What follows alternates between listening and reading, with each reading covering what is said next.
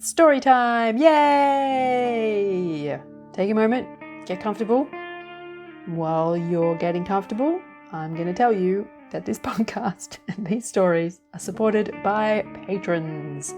So if you enjoy the stories and you would like to become a patron and support the stories back, then you can do that on patreon.com/can I tell you a story. patreon.com/can I tell you a story. And you will receive a bonus story every 4 weeks, plus there's a whole lot there already waiting for you. You also get my undying thanks and other things which you can read about over there. So, are you really comfortable? Are you ready? Let's begin.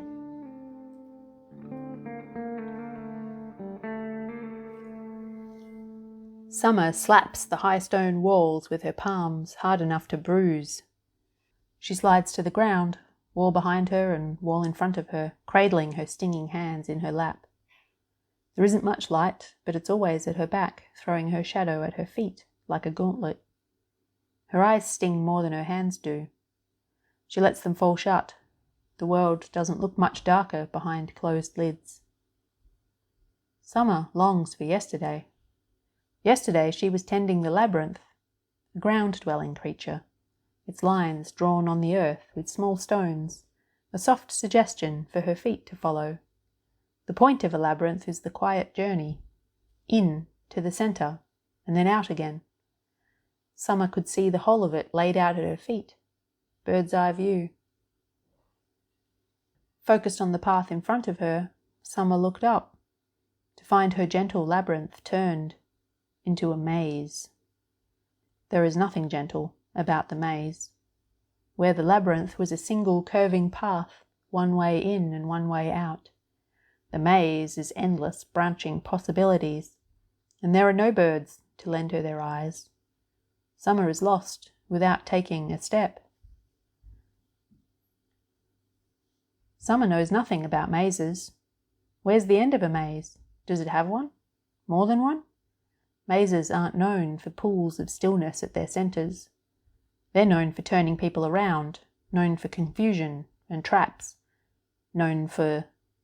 Summer swallows, the stone wall cold at her back. Mazes are known to contain monsters. Does the thought come first? Or does the sound? An echoing skittering that might be claws on stone. Breath whiskery and close, like any moment she'll feel it on the back of her neck. Every shadow holding the possibility of menace, even her own. Summer pushes herself up from the ground with smarting hands, gooseflesh like waves across her skin. She turns and turns again. If she doesn't know where she is, does it matter where she goes? All the walls look the same. Rough-hewn stone, fitted so precisely there is no need for mortar. If she reached out her hands, she could touch both sides, but she could never reach the top.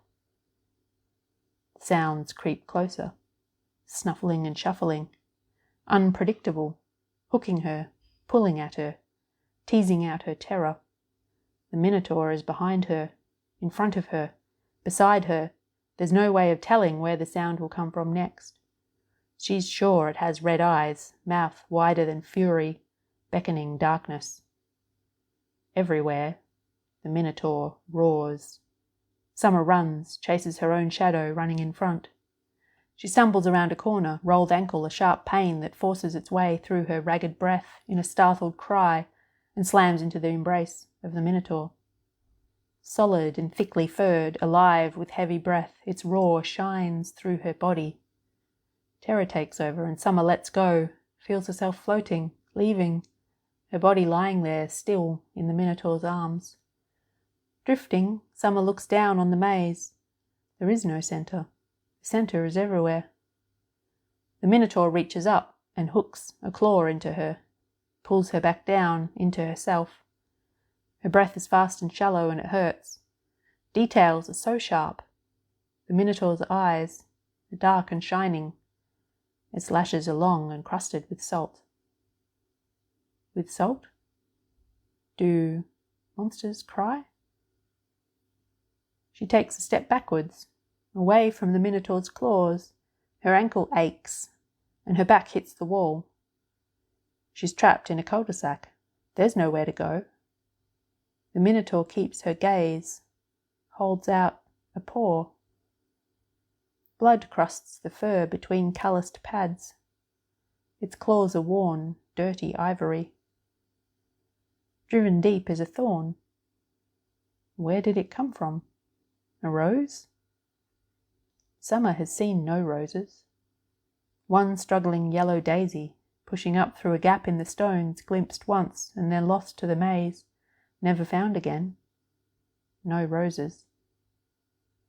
Feeling like a fever dream, Summer reaches out a hand. Her fingers are insignificant next to the solid reality of the Minotaur's paw. She grasps the thorn and pulls, tentative. It doesn't come easily. Blood oozes, and Summer feels her head spin, dizzy and dark. She closes her eyes and tears the thorn free, pushes down on the wound to stop the bleeding. When she opens her eyes, the Minotaur pulls its paw from her hands in slow motion, kneels at her feet. Summer frowns. The Minotaur waits and doesn't move. Their breathing is the only sound. Finally, she understands what it's offering. A gift, perspective, height, a different way to run the maze. She climbs onto the Minotaur's shoulders, its wiry fur itching her thighs. The Minotaur stands. Summer reaches for the top of the wall and scrambles up, cold stone digging into her bruised hands. Summer turns and looks down at the Minotaur, at the animal alone in the maze. And then she reaches down for its paw. The Minotaur shakes its shaggy head. This time it's Summer who waits, hand outstretched. The moment stretches out until the Minotaur reaches up, and its weight nearly pulls her from the wall. Together they walk the top of the maze. It's not the same as the labyrinth, but at least now the path is at her feet again, not a tangle of blind corners surrounding her like hungry mouths. The presence of the Minotaur is steady and sure, a counterpoint to the gasping pain in her ankle. Why are they still walking? If everywhere is the centre of the maze, what's the use of walking anywhere? They'll walk all the days they're given and remain exactly where they are. Summer stops walking and sits on top of the wall, one knee drawn up under her chin, swollen ankle dangling off the edge. The Minotaur looks down at her. A breeze washes the top of the maze and it smells like summer. If everywhere is the centre, could it also be true that everywhere is the end? The summer wind keeps blowing and the maze blows with it like sand, until all that remains is a single tall stone pillar. Summer and the Minotaur sit at the top of it, looking at freedom. All they have to do is jump down.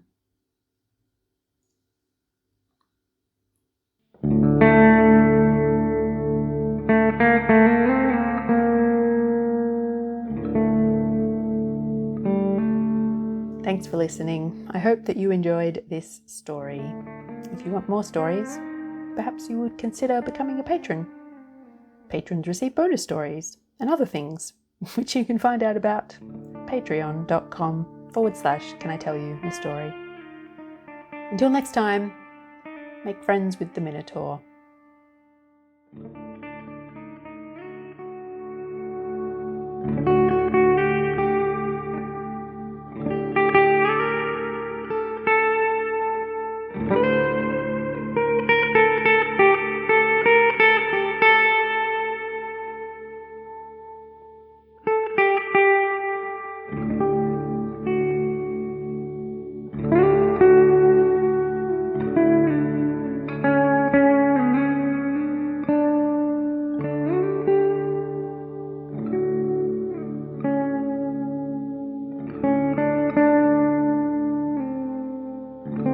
you.